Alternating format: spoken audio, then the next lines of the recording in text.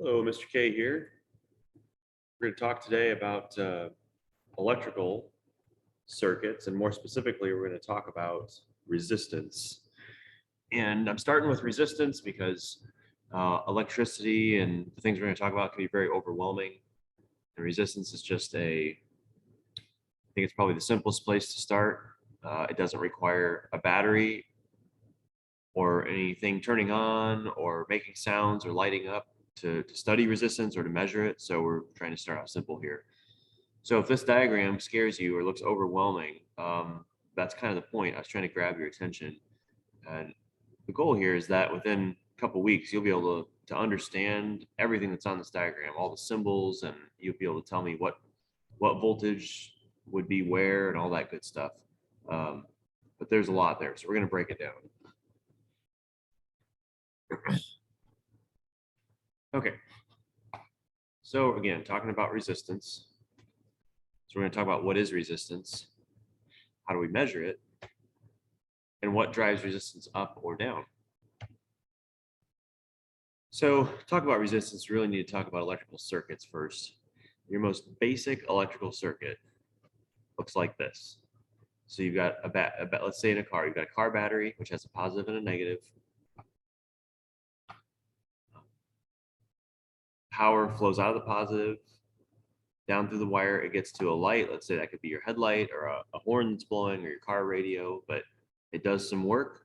The energy does a little bit of work, and then it filters back to the negative, okay?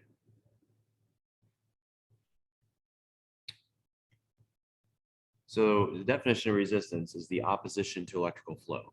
So it's whatever is stopping electrons from moving or slowing them down or making it harder for them to move through a wire or a conductor. It's normally a bad thing. Normally you don't want resistance. It hurts efficiency. And of course, the higher resistance, the harder it is to push electricity through something. So go ahead and watch this video at this time.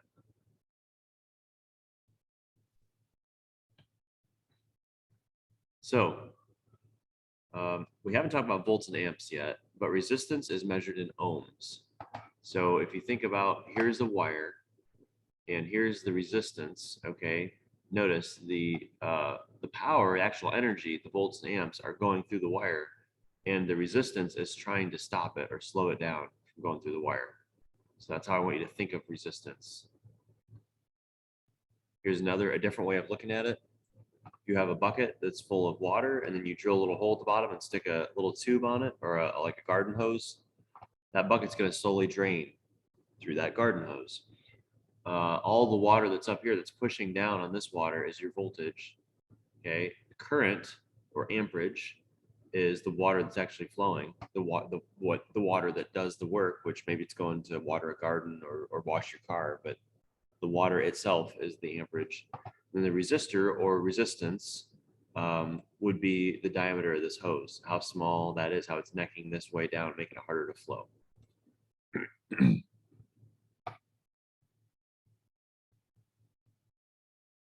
Okay, so how is resistance measured?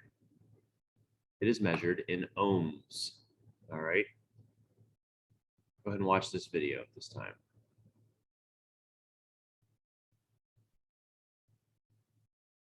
All right. So if you're in class, I would normally say everyone take your multimeter and set it to the ohm function. It's going to look like that. There it is right there.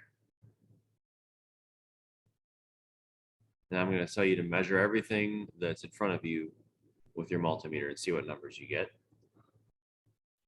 Now you got to watch when you're using these. You got to be careful because that little V is volts. So that tells me this isn't on ohms. So this would normally be clicked over there for what we're doing. But forget about that for a minute. There's often a little symbol right here. You have to be careful because if it says this is 0.02, but if that said 2.0, so 2 ohms, but it had a little symbol right there under that V, let's say it had a little M symbol, so it says 2.0 M, it's not 2 ohms. That's 2.0, notice there's your M, million ohms. So that's 2 million ohms. So you gotta watch that. you're going to see common ones multimeters that multimeters display are K and M. You're going to see those a lot, K and M. Okay, so 1,000 ohms. So if it says 2K, that's 2,000 ohms. If it says 2M, that's 2 million ohms. Now, hold both of your probes from your multimeter and measure resistance. Tell me what you get. Okay, it should be way higher than anything you just measured. That is because your body is not made of metal. It's not made of copper or steel or gold or anything like that. It has some conductivity because it's got some water in it, and your skin is a little bit conductive. Blood is, but you're not made of metal, so it's not going to be very conductive. Okay, so what drives resistance up? What makes it harder for electricity to flow? Corrosion, thinner wires, heat, things that aren't conductors being used, or a longer wire. So you make a wire longer, real long and real skinny, it's going to be hard to push electricity through, just like a hose, just like a garden hose. What drives it down? So remember, what's good, essentially, for the wire? Clean and pure connectors, keeping the wire cool, keeping the wire short, and keeping it thick. Okay, that will drive resistance down, which is normally what you want. Okay, so enough about resistance. Let's call it there for the day so we don't confuse anyone. Have a good day.